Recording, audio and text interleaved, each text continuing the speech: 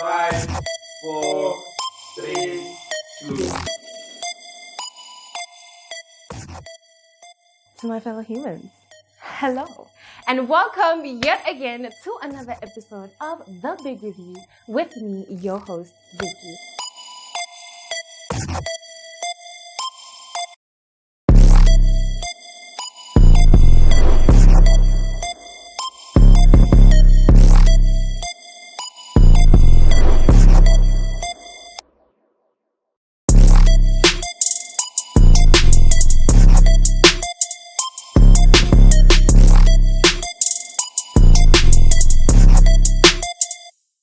Now today we have a graphic designer, creative director, and a painter of murals, who is known as none other than Karabo K. Dieto. Hi Karabo. Hey Vicky. How are you? I'm good, and yourself? Fun fact, did you know that human beings are supposed to drink at least 8 glasses of water per day? I did. Did you? I did, but I wouldn't. Okay, I shouldn't. Ah, shame on you! Shame. The thing is, you need to realize, okay, there's a certain amount that your body should be drinking, and 8 is a lot. So you'd say 8 is a lot. I'd say 4. 4. Yes. Personal opinion, I like that actually. That's smart. Now you have a lot of creativity on your plate. I mean, being a graphic designer, creative director, and a painter of murals. How do you work with all of that combined? For me, I don't see it as work. In fact, I know this is going to sound a bit cliche in terms of, the artist aspect of things, but it's more of, it's me having fun. Like, that's how I see it. It's like every opportunity is a chance for me to better myself and also to challenge myself in seeing what I can do and what I can't do. And when it comes to the things that I can't do, I reach my limits, and in that I realize, why not surpass them? Wow, very good response to that, hey? Now let's jump right into graphic designing. I'm sure there are a lot of people out there, like myself, who have very little knowledge on the specific field. So what is it all about? What exactly do graphic designers do? Okay, so graphic design is a very broad subject, in terms of scholarly and professionally,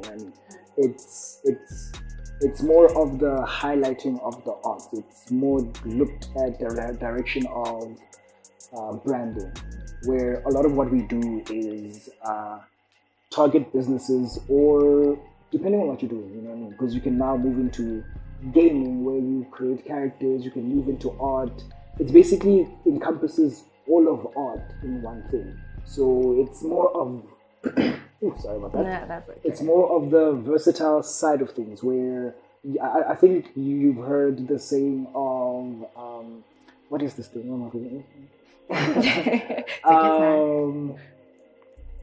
Kind of, what is that thing?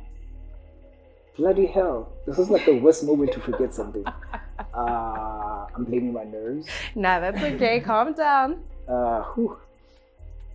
Wusa. Oh, is it wusa? Always, at every moment. So it's more of finding your versatility in terms of like people who don't want to keep themselves down on something. Because like now, in every aspect that graphic design can be divided into, you can find a specific course for it.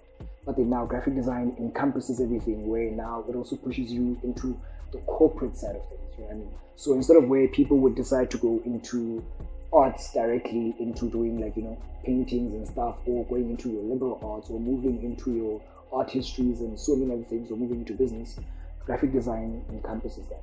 So it's more of a freedom kind of thing. That's how my perception of it. That's how I took it. That's how when I went to school for it, I saw it and I was like, okay, I want to do that. Yeah.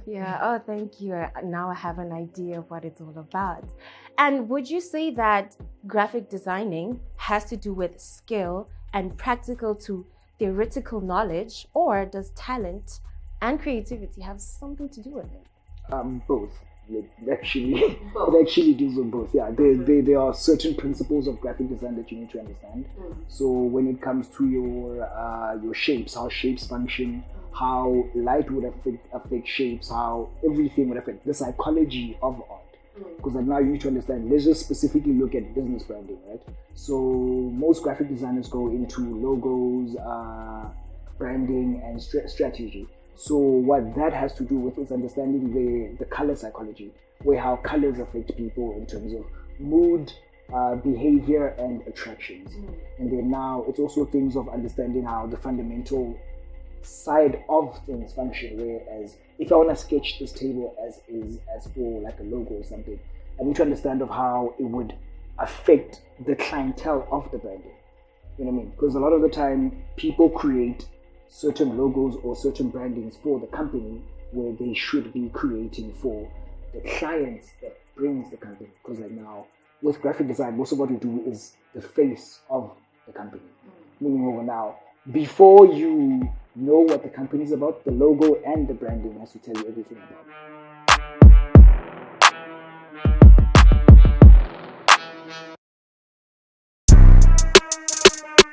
Now let's link you to being a graphic designer and a creative director. Now, a creative director is defined as someone who makes hard creative decisions. Now, how did the migration from graphic designer to creative director happen? Okay, for me, it was on a project that we were working on, but because of legal reasons, because I had to sign an NDA, because like the project is still not out. I can't really go into detail. I was hired as a graphic designer, right? So where I was at, I was doing a VFX shot. So a lot of it was more about the person that I got to meet, the person I was working with, because like now there was two of us, and as we were working, like, so the person recognized my creativity, and then at the same time, it's like, okay, so a lot of what you're doing now is not just creating the work, but you're also guiding the team, and like always reminding people and taking more of a leadership role without having to. And it's like you should focus more on also being a creative director. And I was like, okay, I never thought of myself heading in that direction. Let me just do a bit more research before I jump into something that I haven't fully grasped and understood, divulged into. You know what I mean? So now I was like, I did my research and I was like, okay, I really like this. I really like the aspect of not always having to be the person who does the job, but also having to help other people realize the job. Because like now, it's a lot of, every time I talk to a lot of people, especially like a lot of friends of mine, the people I work with, there's always a motivational side of things. Even though motivation is like 1% of success, even 1% is important. You know what I mean? So I always like reminding people what they're capable of in terms of working. So the person I was working with, I can't also divulge names because of their status. So it was more of, they were like, I like what you do in terms of some of the words and some of how you shape the words. Instead of telling someone, oh, like, no, you're doing 1, 2, 3 wrong, you kind of voice it out in a certain way where they realize their proclivity to the work so that they better adjust themselves to the project instead of putting someone down. So it's one of the reasons why he had asked me to take that route. And also because of I did so many different sides of design, art, and so many things. It was like, okay, you have a lot of grasp on so many things and you're able to work with different people from different aspects of fields in terms of where they're assigned. So being the creative director would actually work for your journey. So that's why I decided to interpret it into my work. Now there is a lot of passion there, I must say, but it also sounds like a lot of work. Now, what would you say is the hardest thing in these two specific fields and the most amazing aspect between the two? The creative aspect. Having to be able to come in contact with the client and them being able to tell me exactly what's in their mind and me causing it to be reality. So that is like the hardest. It is hard because like now you need to realize, as we are talking, the only reference I have between us is your words. And you have to literally visualize it. Right, and especially in moments where you're talking with someone who can paint word pictures. So now you need to be able to grasp those words, grasp the intent of the words, and also focus on the word placements that they're using to kind of figure out what they're trying to show. And then having to take that aspect, recreated from scratch because everything is created twice in the mind and in reality. So now, usually it works better for all forms of designers when it's like, I have the idea, then I make it real because it's kind of clear to me. But now, if you're working with someone else, it's like I have to come up with that thing from your form of mental reality and cause it into the shared reality you all have. Absolutely. So it makes it very difficult, Yeah. but at the same time, it makes it very fun because like now, it helps with understanding people more, and that's what the job is. It's being able to sit here, you being able to diagnose whatever idea you have, and now I don't just create it from your aspect of things, also create it from the reception of your clientele and your mind. Wow. So basically, the hard work is also the most amazing aspect about all of this combined. You need to think outside of your own. Fascinating, don't you think? Now, I'm one for stories. You know what I mean? I like me a good story, and I'm sure everybody likes a good story as well. So tell us about your journey, everything that led to where you are right now. That's a long story. Come on, you can cut it short. That's I'm sure you can summarize. Yeah. Okay, all of this started when I was young. So with me, it was more of how my parents taught me.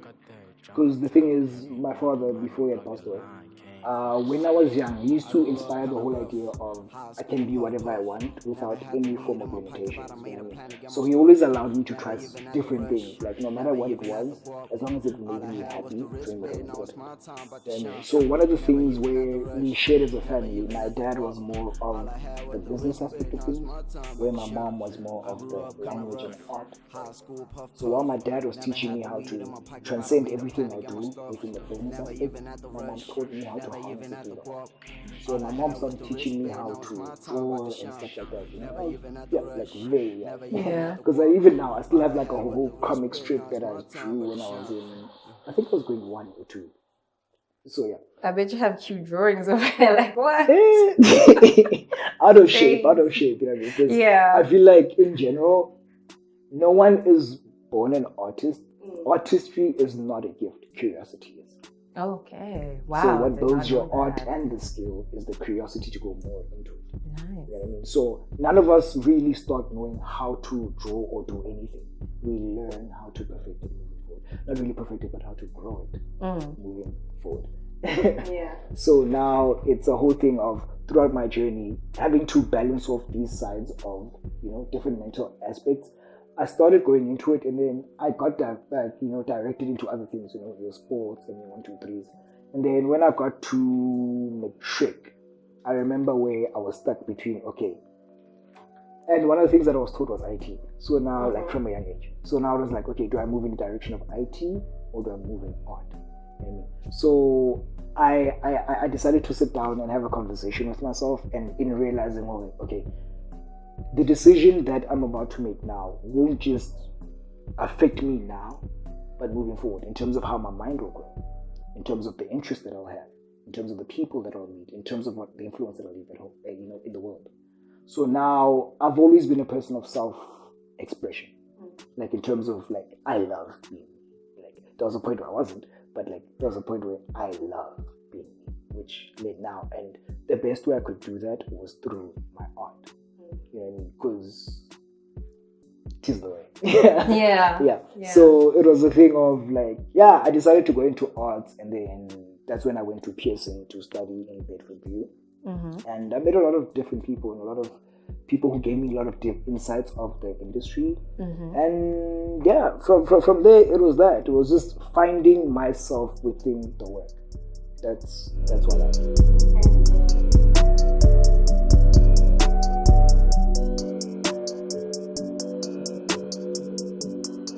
Then back on what you said, you mentioned that there was a time where you were not you and you did not love being you. So what exactly did you realize that led you to actually realizing and making a conclusion that from now on I'm just gonna do me? Okay, that's interesting digging. Yeah, I wanted to avoid that, but open person. I mind not answering questions. Okay, so it was a point in my life where I had realized, because of everything that I'm involved in, from home, work, and businesses, there were certain things where I would be limited at moving, and I sought freedom in a way that was not really myself. And in that sorting of freedom, it was me realizing, okay, I'm doing all of these things, they're fun now, but within, they didn't feel like me. Did not feel like it was my nature. You know what I mean? And when I realized it is when I realized, okay, as I said before, I'm a very self-expressive person. So even when not being myself, that was very expressive, and it would affect different. You know what I mean? Because like now, if you're not being yourself, you're not happy with yourself. That unhappiness of self spreads to other people. You know what I mean? Where even within the moment, it's like the decisions that we make would also divert other people's journeys. So now, in realizing that effect on other people, I had then realized, oh, like, you know what? I need to do things for me instead of what I think the world should be doing. And I started focusing on a lot on me, and it kind of also helped out with my art, because like now it was like a lot of times it was always industry stuff, 1, 2, 3. You know what I mean? It was always about getting the job done, not passion, not love, not art, not expression. So that's when I realized, okay, I need to go towards that direction. And yeah, it motivated me. I went through an internal journey of having to realize. It took like a couple of years, and I tried out like a lot of things through that, and it kind of helped, because like now my art now represents what I do enjoy, which is taking what is not real and merging it with reality. Food for thought. Okay, now you do paint murals. Exactly, to be precise, yes? Yes. And by definition, a mural is a painting applied upon a wall surface. Now tell me, we all know that with painting, there's a lot of sensitivity and emotion besides the creativity itself. Why walls? Why would you choose to paint on a wall and not on a canvas or masonite or even cardboard? Well, I do paint on all those other things as well. Just that the wall thing, it didn't start as something that... It was like more of an old friend of mine. Like, her sister wanted something on their wall, right? And they were like, hey, dude, I like your art. I've seen like some of the things that you do when you're just chilling alone on board, right? They were like, okay, can I please have that on my wall? I was like, but you need to realize, like, the whole painting thing I do as a hobby, I'm more focused on other sides of the art. And they were like, yeah, can you please do it on my wall? So it was like the first time I actually tried a mural, and they wanted like a tree. Oh, it did not look pretty. I wasn't happy with the, final production, but the person kind of came to me and was like, no, in this moment I kind of realized, I can see that you're not happy with, what you're expecting, because this is like the first time you took your work from like, a page to a wall. So like, now the angles and, the size and everything is like a whole lot different. And they were like, you need to realize, oh yes, it might not be perfect, but what matters is I love it. The person that asked you to do it loves it. It's not about any other person. You know what I mean? And she was like, also, you need to remember that this is your first step. It might not be perfect. It might not be what you envisioned, but we all have to start something. And yeah, that's how I started doing murals. And now it was like, how far can I expand my art? And like, yes, I've gone through papers, I've gone through, boards, I've gone through so many other things, I've gone through painting on people. So now it's like, whoa, okay. Yeah. And then it's like, okay, now, why not a wall? Like, why not? Why not? Wow, okay, that's really enticing information right there. Now, what would you say ignites your spike in painting? Life. In general? Yeah, no, being alive is art. We need to realize that the ability to wake up and breathe, it's something outside of ourselves. Till this day, humanity is still trying to figure out how existence came about. And I feel like to a certain extent, art is within the known and the unknown. So I try not to limit my art from a personal perspective, to an idea of, oh, I woke up feeling one way, so now I need to create. No, it's like, okay, I'm alive. I still have an opportunity to impress myself more. You know what I mean? Within this, we don't know what happens after death, you know what I mean? So it's like, within this lifetime, while I'm here, how can I better express myself within a way that doesn't harm someone else? Within a way that realizes the responsibility of, everyone has this freedom of speech, everyone has this freedom of doing whatever they want, as long as it doesn't interfere in someone else. So in the idea of being able to live, and anything that is ever created or has life has love. So I create within my life. So, any words of inspiration or motivation that you'd love to give to future graphic designers, creative directors, and painters? Be yourself. That's it. I mean, what else can I say? I mean, you need to understand that to a certain degree, people listen to certain people, right? You know what I mean? And not everyone that speaks will always give you the exact motivation you need. And I could say anything to you. I could tell you study more. I could tell you do so many other things. But at the end of the day, nothing that you do will ever be 100% of itself without 100% of yourself. Absolutely defeated. You know he said facts. Okay, cool. Now, we are legit set up in your own personal mural right now. I am seriously going to need you to explain everything from the table to the walls. I see planets, I see triangles, and some dude who looks like Nelson Mandela.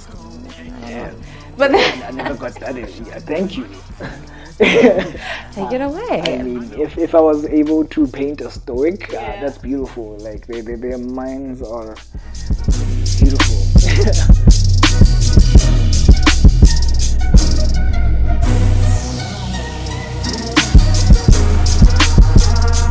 Okay, now Garabone, before we jump into giving out your information and where people can find you and your work, I really want to know, and I think other people would want to know as well.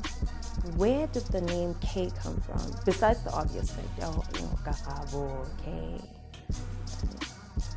Okay, but I don't think it wasn't really that obvious, you know, because it's something that happened by pure chance in two different areas at the same time in the world. It's crazy.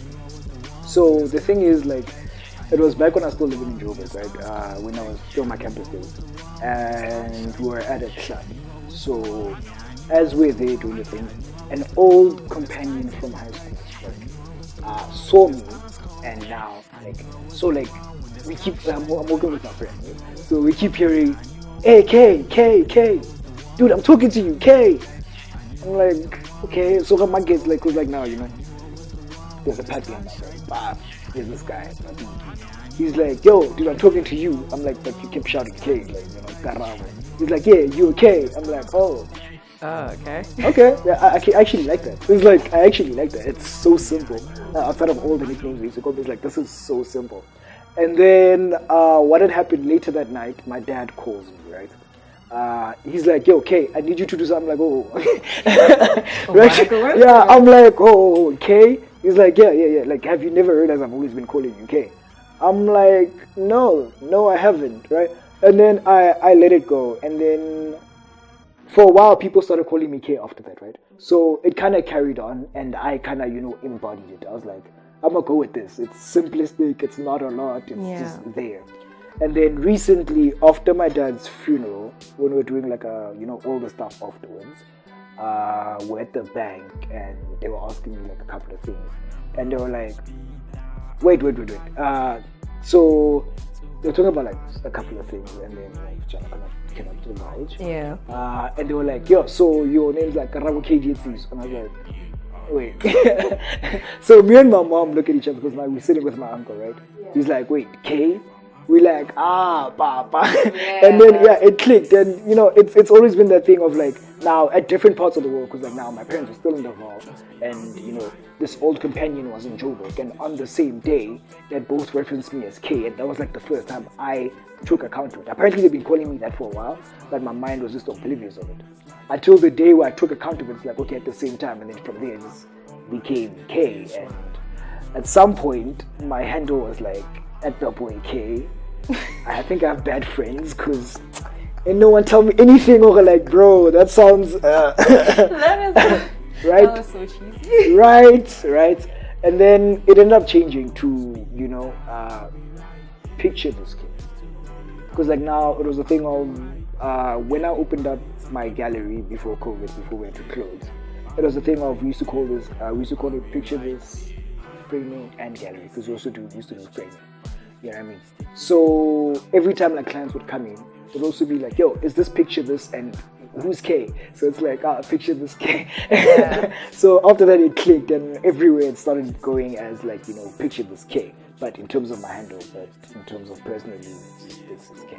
Very interesting stuff, I must say. Now, I'm sure you have stalkers waiting to stalk you, potential stalkers, you know what I mean, and also prison stalkers at this point in time, and people who would love to know more about, your art and see what you're all about. So give them your handles. Yeah, I never thought I'd have stalkers. I don't think I do. Well, I've never heard anything about it. So yeah, to my mind, it's like not there. But for people to find me and my work, you just search pictures _K. Like the symbol, not the word. Yeah, just picture this _K everywhere. Like Google, that's what I Twitter, Facebook, YouTube, everywhere.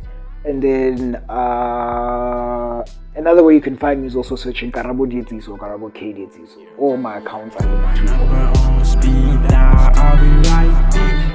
You don't have to worry about a thing. I'll be right there. Everybody talking, but I'll be right there. And you heard it, my good people. Thank you so much for tuning into another episode of The Big Review. Be sure to stay tuned for more. We have absolutely more. And thank you, Kay, for being a lovely, patient, and absolutely fantastic guest on my show.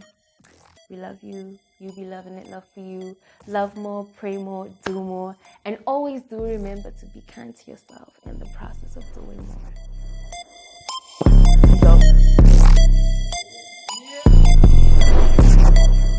Okay. Now we're on to the mural.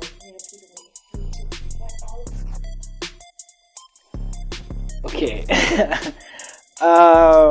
Okay, I'm gonna start first with what I was going through at the time when I was making these. I was bored. And to myself, I was like, I need a story. I need something that's touching to myself and could explain myself. So now, I always loved the idea of direction, especially personal direction. So as much as this does not look like the standard compass, it is also leading towards the stars, well, my constellations and stars, as opposed to, the universal that was created by the big bro upstairs. So these are your directions, which would be your, north, south, east, and west. Never eat sour worms. Okay. So the whole idea of this was the whole directing of my self journey in terms of spirit and understanding, where now this is within my universe, as in my place, my universe domain.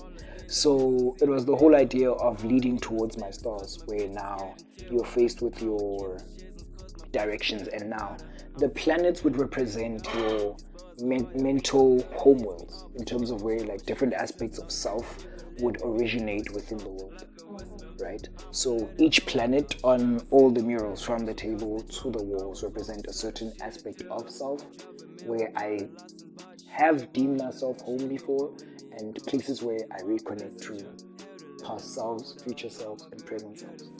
So now the redirectioning of this would be on this side, would be leading to this wall, where it's the figment of the male aspect of spirit, of self, where I define my, self and world, where when you're looking at this mural right here on the sides, there's two planets on the sides of the shoulders, right? So that represents all the responsibility, all the things that you would have on your shoulders that you would, create. And the star, the flashes on the planets is the realization of that responsibility isn't just something that is just given to self, but responsibility is something that shines through who you are, because you become better in that. So now it represents the spiritual aspect of things, of realizing who you are and who you could be, in terms of how a lot of the times I've always been told, and through research realizing women are more spiritually prone to the man.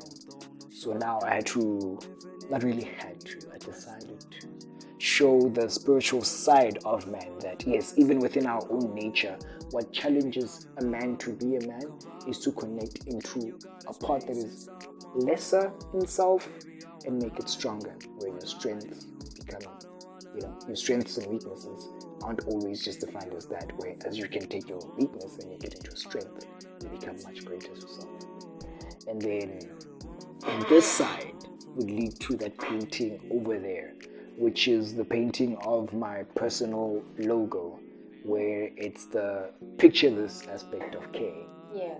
Right, where now that is a hawk, and within the colors, it came from an image that I saw online where it was a representation of a hawk instead of a phoenix, where now everyone always looks at the phoenix's aspect of self-recreation.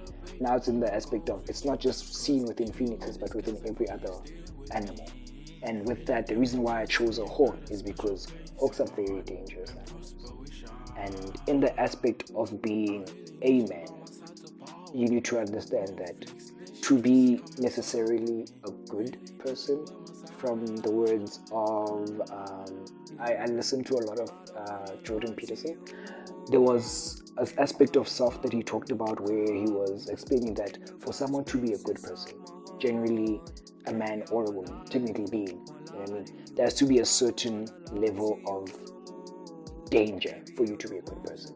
Where when you look at every form of martial arts or any form of art, you don't necessarily become good naturally, but then goodness comes from having the aspect of danger, but choosing not to use it. That's what defines you as good. So that's what that entailed. And above it, I have a painting, well, not really a painting, it's a sketch on a canvas that it's derived from different aspects of things that I like, and I like always seeing it as it's something that explains my mental psyche. Well, I'm always seeing it as, if you can figure out what's on there, you'll figure out my mentality. How are we gonna figure that out? No, you'll have to take the time Wow. to figure it out. Okay. So no description, no idea, nothing? Nothing. I mean, it makes it a bit fun when you take time to figure it out yourself. I agree. Mm-hmm. Okay, and then on that side, you have the symbols of the elements, which would be your fire, water, air, and earth, which is the general aspects of the universe, the 4 divine elements. Yeah, but there's a lot more to come to finish off this whole aspect of self-domain. But yeah, it's a lot of that, yeah. Well, this indeed is a beautiful, beautiful mural, I must admit.